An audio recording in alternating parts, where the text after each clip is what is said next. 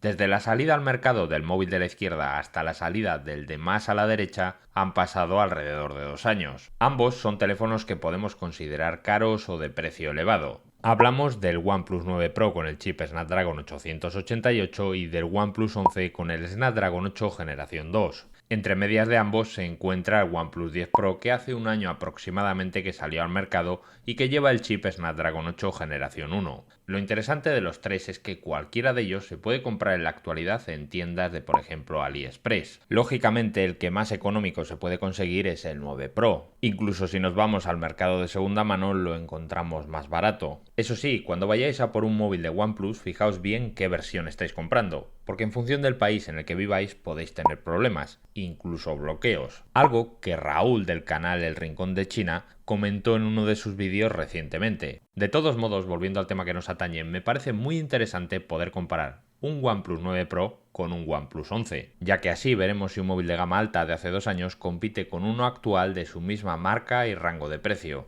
Lo primero que hice fue actualizar los dispositivos a su última versión del software disponible de manera oficial. En el caso del OnePlus 9 Pro tenemos Android 13 con el parche de seguridad de enero de este año.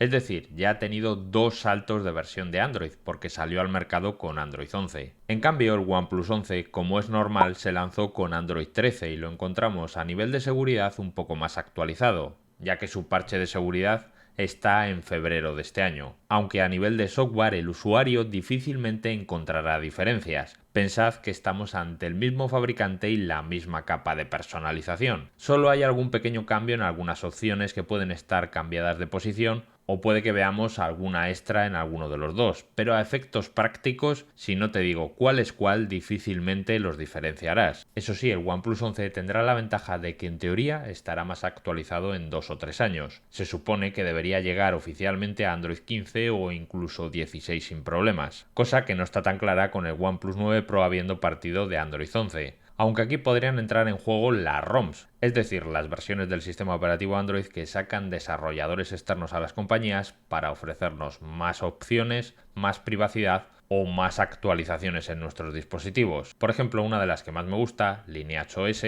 tiene soporte oficial para el OnePlus 9 Pro. Sin embargo, para el OnePlus 10 Pro o para el OnePlus 11 de momento no hay nada de forma oficial. De todos modos, insisto, actualmente, volviendo a los dos teléfonos frente a nivel de software, no encontrarás diferencias significativas. Bueno, es que de primeras ni tan siquiera encontrarás diferencias a nivel de pantalla, porque tanto el 9 Pro como el 11 llevan un panel con las mismas especificaciones técnicas: 6,7 pulgadas, resolución WQHD+, 120 Hz y tecnología AMOLED LTPO, aunque para ver si realmente los paneles ofrecían las mismas características en todos los apartados, he hecho pruebas con mi colorímetro y curiosamente he detectado que el 9 Pro obtiene una cifra mayor a nivel de brillo máximo en modo automático, concretamente unos 784 nits frente a los 772 del OnePlus 11, aunque nuevamente os digo que en el uso diario normal no vamos a notar una diferencia tan pequeña. Donde sí que notamos cambios es en el diseño de la parte trasera. El más viejo de los dos tiene un módulo de cámaras más compacto, menos aparatoso al fin y al cabo, y la tapa no tiene un acabado tan brillante. A mí personalmente me gusta más el diseño del 9 Pro que el del 11, pero entiendo que esto es algo totalmente subjetivo. En términos de materiales y acabados no veo que uno sea mejor o peor. De hecho, tampoco nos daremos cuenta de esto en el uso diario, porque muy probablemente utilicemos los teléfonos con funda.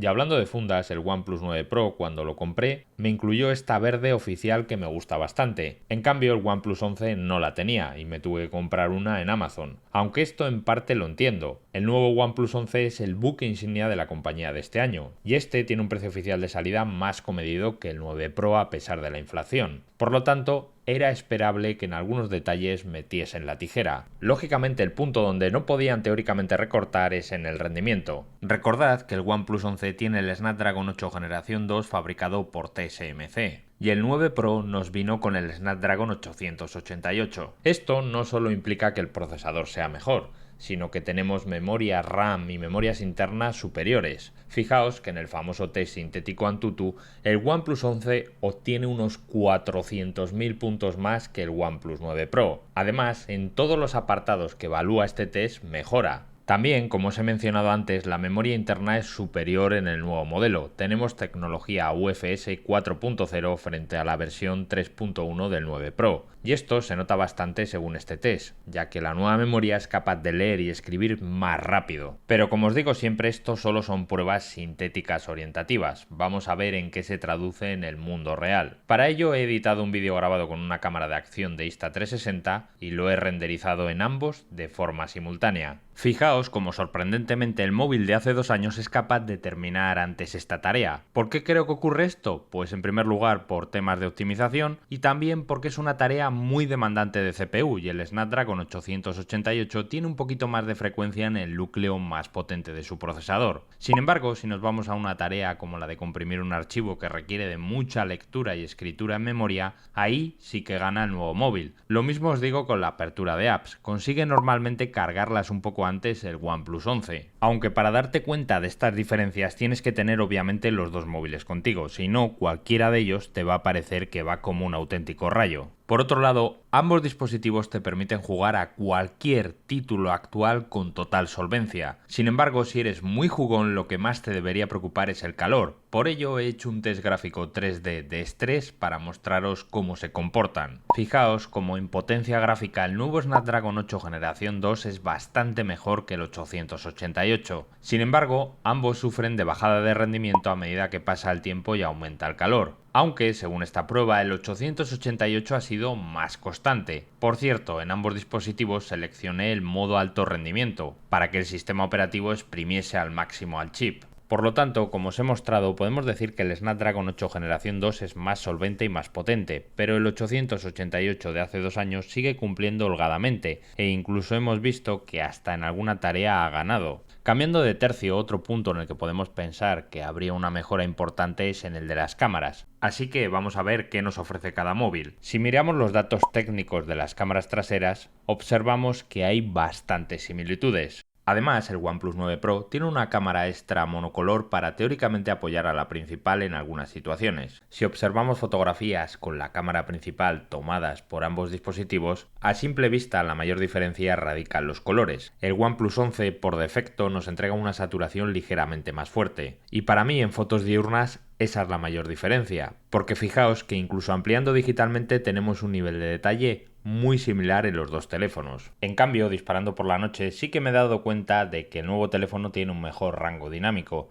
es decir, que muy probablemente su chip y su software son más capaces y nos dan un HDR superior, algo que también he notado grabando vídeos por la noche. A pesar de que los dos nos ofrecen 4K 60 FPS o incluso llegan al 8K, en este apartado es mejor el OnePlus 11, se nota que estamos ante un hardware más actual. Y de día, con el tema vídeo, también me ha sorprendido la diferencia por defecto que hay entre los dos. El 9 Pro es en esta ocasión el que satura muchísimo los colores. De hecho, se pasa y no es una imagen real con respecto a lo que yo veía. Es más natural el nuevo OnePlus y además la estabilización me gusta un poquito más. En lo referente a cámaras secundarias, con el teleobjetivo, en el 9 Pro vamos a llegar de manera óptica un poco más allá, así que las ampliaciones van a ser mayores en el teléfono viejo. En el 11 han decidido meternos menos aumentos. Con la cámara gran angular os digo un poco lo mismo que con la principal. De día, la diferencia mayor está en la interpretación del color. Y por la noche tenemos mejor rango dinámico en el nuevo teléfono. Aunque os digo que bajo mi punto de vista, para un uso normal de fotos y vídeos esporádicos no tendría sentido que alguien cambie de un 9 Pro a un 11. Donde sí que me he encontrado diferencias significativas es en el apartado de la batería. En primer lugar, la carga. Ahora en el 11 tenemos 100 vatios frente a los 65 del 9 Pro. ¿En qué se traduce esto? Pues que en el OnePlus 11 tardaremos unos 22 minutos en ponerlo del 0 al 100%. Y en el 9 Pro necesitábamos unos 30. Y eso que el 9 Pro tiene menos mAh, concretamente 4500 frente a los 5000 del nuevo. Lógicamente, tener una batería de mayor tamaño hace que el móvil pese un poco más, pero también he visto que nos da una mayor autonomía. Para testear esto último he pasado una prueba sintética que realiza multitud de tareas con la pantalla encendida hasta que se agota la batería. Haciendo el mismo test en los dos con el modo alto rendimiento activo, podéis ver cómo el OnePlus 11 consigue más horas, es decir, que vamos a tener mejor autonomía en el día a día con el teléfono más moderno.